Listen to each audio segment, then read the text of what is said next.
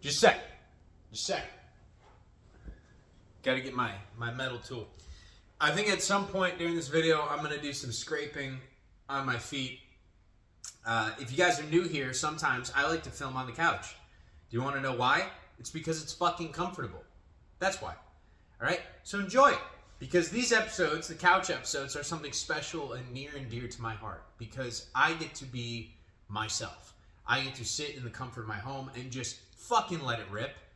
All right? And that's what we're going to do today. So I had a great question from Michael. It got me thinking. Honestly, you threw me into the blender because I was like, wait a minute. Has that been my entire dating experience up until now? And I'm going to give you guys the question real quick, which is, if you're on the spiritual path, if you are gaining this knowledge, if you are bettering yourself, can you, should you, would you date someone that is not on the same part of the path? Or maybe they don't know about the path. Maybe they're just kind of, I don't want to be a dick, but like an NPC person where they just kind of wake up every day and they don't care why they're here. They don't think about it. They're very much in the program still. They're very much in the matrix. So this one's going to get out there. I'm going to say some shit. You're going to go with it. We're going to discover some things about ourselves. And guys, this is on the fucking couch, so it's not that deep. If I offend you, good. You need to be offended. You need to be able to not outsource your own internal emotional capacities to other individuals, other souls. If other people have control over the way that you feel throughout your day based off of their actions, then you have a problem. Okay? So to start this one off, we are going up the mountaintop. When I say going up the mountaintop, I'm talking about higher levels of consciousness, higher levels of thinking. Going back throughout time, this has been what has decided the way the world has moved. Usually, there's a very small group that has control, and they have so because they understand the secrets of manifestation. They understand that this is a giant light matrix. And sometimes you get help from the other side of the veil if you do certain things, like meditation, like breath work, like spending time in nature. Actually listening to the sound, the song of the universe. Because it is all orchestrated together. This is all one ginormous, beautiful symphony, and nothing happens by chance. All right, so let's start off there. Nothing happens by chance. All right, Michael, so if you may find yourself attracted to somebody and then you start thinking what the original question was, which is, hey, if I'm on the spiritual path, they're not, should I be attracted to them? Well, firstly, I want to ask you, do you think it's by chance that you are attracted to them? Secondly, do you think this is only physical attraction? Or do you think maybe you're picking up on other things, such as energetic attraction, attraction to somebody's soul, attraction to somebody's belief system, the structures that they've allowed into their brain to decide how they move, how they shake throughout their adventure, throughout their journey in this reality? Maybe you're attracted to that. So it's not always physical, and we shouldn't go down the path of saying, oh, well, I have too much knowledge, so I can't date somebody.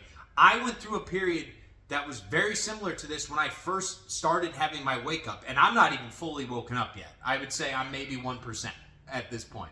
All right, this is a journey, and it takes a very fucking long time, or it can take a short time. It depends if you find a guru or a master or somebody that can teach you how to do some of this shit.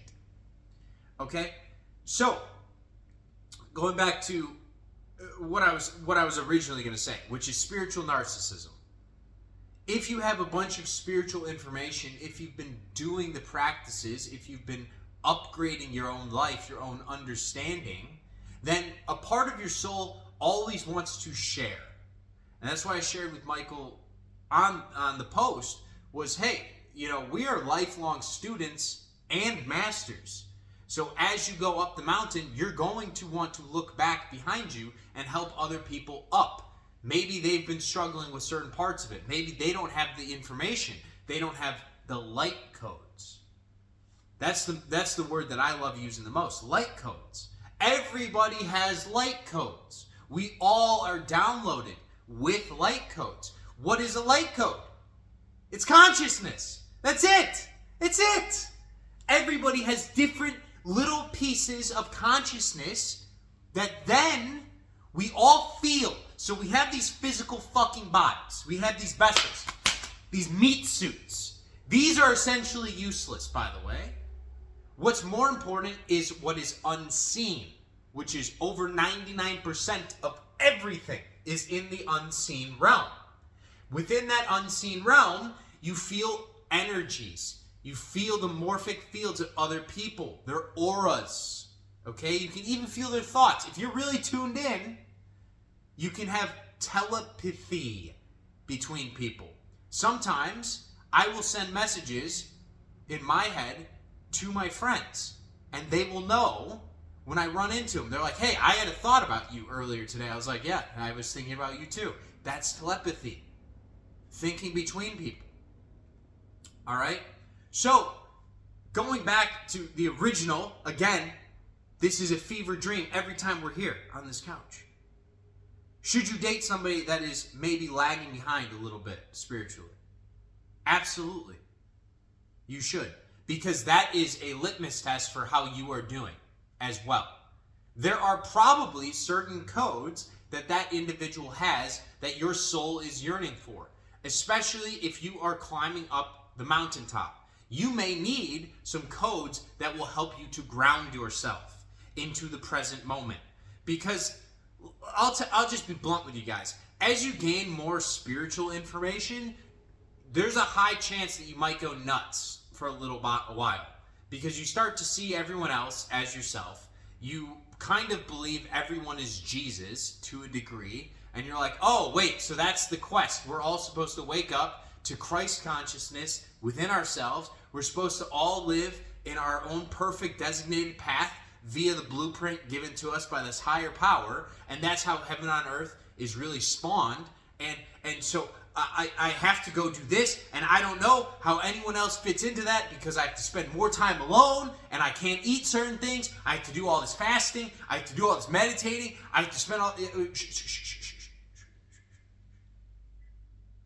Go get some ice cream and fucking relax. Just relax. Breathe. It's not that deep. Yes, you are a human. Yes, you are on the journey. Yes, you need to learn how to enjoy the journey. Okay?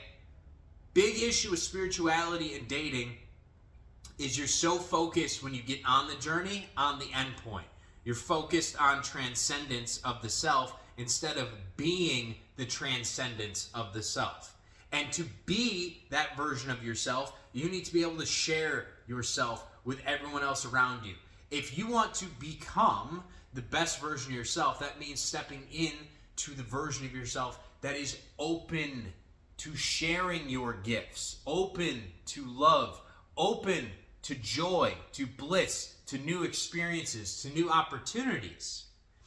And so I want you to go back to the original question that you prompted and ask yourself, am I open to opportunities if I immediately have an objection formed in my mind to speaking with somebody, to dating somebody, to even just look at somebody just because maybe they're not at the same point on the journey as me? And that goes back to at the start of the video when I mentioned spiritual narcissism. This is when you start going so far up the mountain that you fall. You don't actually fall off the mountain, but you fall lower into the hell realms where judgment lies. Because now you're so far up there, you don't see other people up there, and now you have this holier-than-thou personality where you look outward and you're like judging others. You're like, hey, they don't know as much. Oh, you don't know as much. I can't date you. You're not as good as me. I'm the best. And you become self-absorbed, and that's not the point. The point is to climb so you can integrate the lessons that are gained via the non-duality of the higher realms where everyone is, the same person. We treat everyone as we'd like to be treated. You integrate that in so then you can share it. So personally, myself speaking here, I like girls that are not necessarily as deep on the spiritual journey. I think it's kind of annoying if every single conversation I have throughout the day has to be focused about meditating and morphic fields and, oh yes, I'm going to zen out and go hug trees and feel the energy coming off the tree, feel the negative ions. Oh, and we got to go grounding and we can't eat certain foods or seed oils. Man, that shit is so heavy sometimes to care about. And we're here for a very short time. All right, Michael? Very, very short period of time. Okay? We like to think that life is long. No. Eternity is long. The amount of times that you've probably been here, you would be shocked how many times your soul has been around. Reincarnation, it's a thing. There's a reason you're naturally talented at things. Everybody has these natural talents. And you may wonder, you're like, oh, well, how do they have those codes? How do some people, it seems like they spawn into this game with more codes than others? Maybe the soul has just prestiged that many more times. This shit's like Call of Duty. That's wild work. That's how God works, okay? He likes to combine all of our dreams, all of our visions, all the video games, all the literature, all into this game. It isn't science fiction, it's just science. And that's where we're playing. So, back to the original again, before I get too off track. If you feel a resonance towards someone, if you can see it in your mind's eye, right? If your eye be single, your body will fill with light, right here, the third eye. If you can close your eyes and you can see yourself with this person with your eyes closed, then it's probably meant to be. All right? Don't block your own blessings because you get in your own head about some of this shit. All right? Knowledge is knowledge, and it is there to be shared. Don't go sharing it with people that don't want it. That's why I like making videos. Like, if you don't like what I'm saying, click the X button. Boo-hoo. Get the fuck out of here.